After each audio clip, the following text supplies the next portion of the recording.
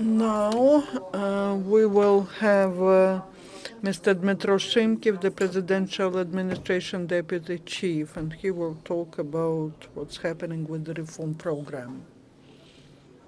Good afternoon.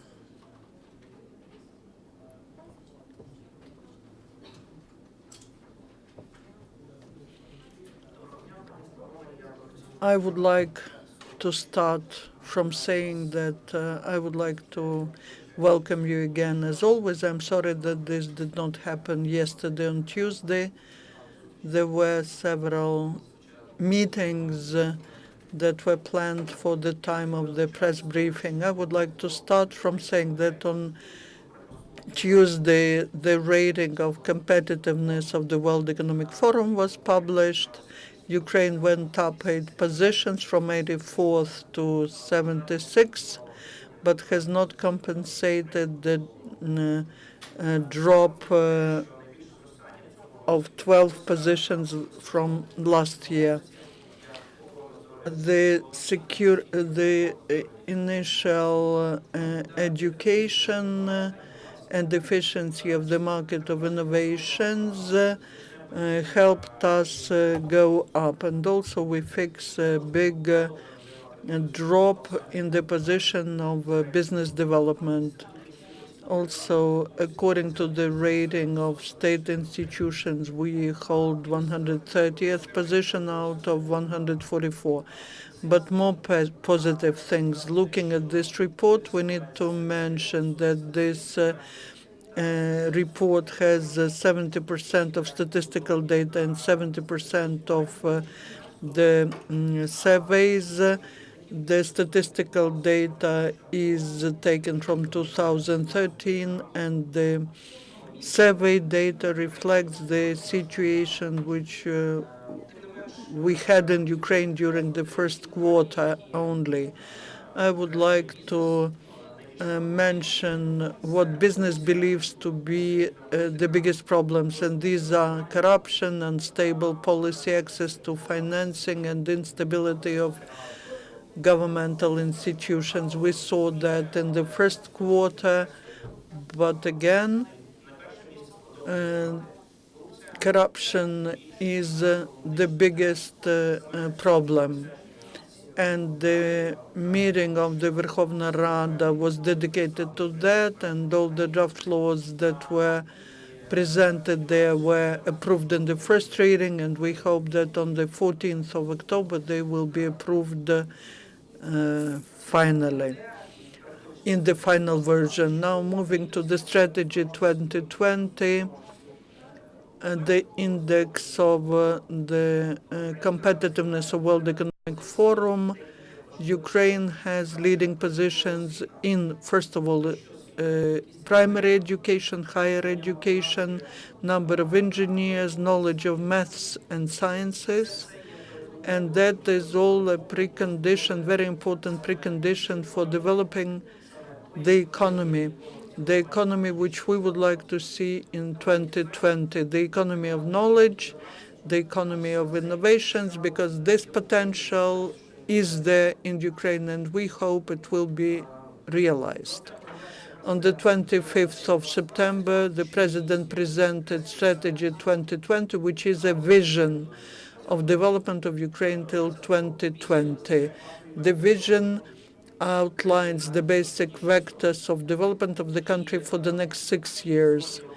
There will be working groups set up that will be working on different directions of reforms. But what I would like to say that we'll listen to experts, we'll listen to the feedback of the community. The website Reforms in UA started the discussion, more detailed discussion of the indicators which are suggested as benchmarks, which we want to achieve by 2020. We hope that the community, the experts, will provide their feedback. The discussion will last till next Friday, and the main difference between the previous visions and strategies is We invite Ukrainians to directly participate in the development of the strategy for our state and make their contribution and provide their feedback. Besides, the presentation of 2020 strategy was made to foreign investors. The president and the prime minister were presenting it. There was also the presentation in Lviv. Yesterday, the vision was presented in Zhytomyr, and we are moving towards involving maximum people into the discussion what should be the vector for the development of the state till 2020. A little bit on the status of the current tasks, the Anti-Corruption Bureau, the laws on anti-corruption laws were passed in the first reading. We continue work with the team on deregulation. We work on specific initiatives. We focus attention on 100 priority initiatives, which will then be which will turn into governmental resolutions. And the draft laws, we got a lot of feedback from journalists, from experts, from the society, and the working group is working on that. We are discussing the new law on civil service. The experts also provide their comments to that draft law. So this way, to sum it up and to open the session of Q&A session, I would like to say that we hope that the experts and the citizens will participate actively in discussing the strategy 2020, because this way we will really have a very good, wide, and knowledgeable discussion. Any questions? Could you please tell, about a month ago you mentioned that you announced that there will be changes in the presidential administration, that people are ready to leave the administration. So how is this process going on? What's the dynamic there? That's the first question. And the second one, it's on documents in the presidential administration. Are you moving forward to your objective? So first, about currently in the presidential administration, we have 224 vacancies. So we are renewing our composition. We have interviews. Different heads of departments have been appointed. The process of reforming the presidential administration is continuing. Talking about e-governance, we have an internal portals, electronic interaction between different departments. We do not exchange papers now. We also have started the process of processing all the documents that we receive from citizens in electronic format. Also, different types of approvals are now electronic. We need to put more efforts into training the personnel as to how use the computer and modern technologies so that they can use these capacities. Looking at what the World Economic Forum is talking about, so we have an intermediary stage of analysis which was done by PricewaterhouseCoopers with the support of Defeat Foundation of British government, where we analyze certain processes and we see which processes are to be changed. We're waiting for recommendations on how to change this or that process. So a lot is being done. So you're moving forward to your objective, and um, you will finalize it by the date you planned. We start process after process. We started the test mode of electronic interaction with the Cabinet of Ministers. This way we save tons of paper, because it's like exchange of documents, and then printing out the documents means lots of expenses, and that's not ecological. And we are discussing it with the National Bank. We are using all the systems and technologies which exist. We started using them. We are very efficiently cooperating with the Cabinet of Ministers, and we hope that we will speed up this process.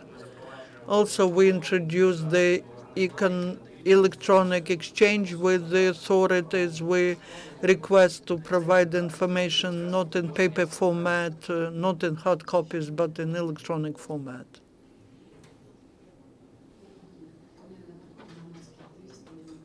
And from Mariupol, what's the algorithm of feedback? What is this algorithm? Currently, it's online. You can go to the website Reforms in UA, and you will see the form of feedback. You can fill in this form. Secondly, online, you can vote, or you can suggest some indicators. You can write your comment. Also, you can give additional information if you want. You can suggest your own indicators. So if myself or someone else will do it all, if there's a critical mass of comments, we will take them into account. Now we want to hear, we want to get the feedback. We are working with experts, and they also give us feedback. We work with international experts to get additional feedback. We explain our logic to some experts, and we get their feedback from them, and plus the public discussion. So that is why we opened this process. This process will last till the 17th of October. Then we'll process it and we'll present all the statistics.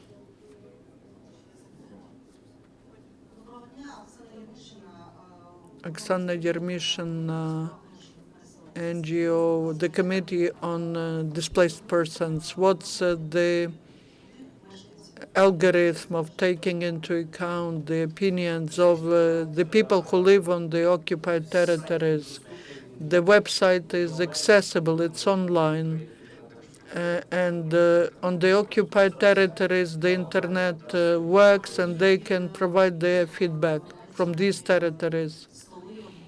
What about national roundtables with the participation of active citizens who live in these territories? We are ready for any feedback from public associations, from citizens. Kobzar Gennady, Committee on IDPs. Everyone knows that one of the main problems of implementing reforms is opposing of the bureaucratic apparatus, which doesn't want to change anything. Do you consider the liberated areas of Donetsk and Lugansk regions as some pilot platform for implementing your reforms? Because there are no bureaucrats there, and then there are many people who moved from occupied territories to the territory of Ukraine.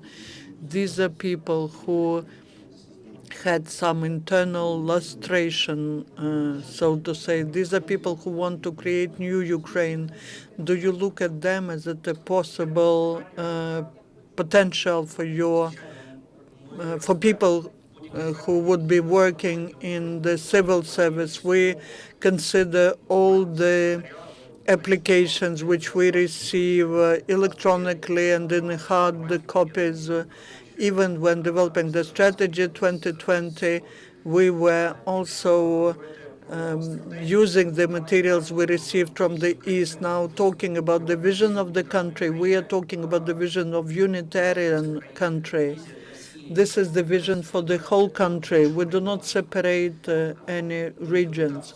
We're a unitary type of state, and the strategy of this country should be unified. Can we consider some pilot projects? We can consider them, because even electronic e-governance in presidential administration is a pilot project. There are interesting developments in some regions, some mayors experiment. If you look at the experience of Vinnytsia, that's another pilot project, and there will be many more pilot projects. We plan to explain about the concept of reforms in more detail. We're planning that during next week there will be the website reforms in UA will develop even more. There will be a chance to discuss. You will be able to see different concepts. And if there are regions that want to implement it, all depends on the leaders in these regions or communities who are ready to start implementing the reforms locally.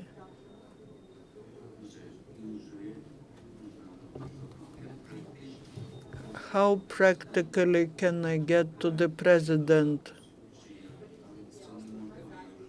I've been trying to get a meeting with the president for 3 times.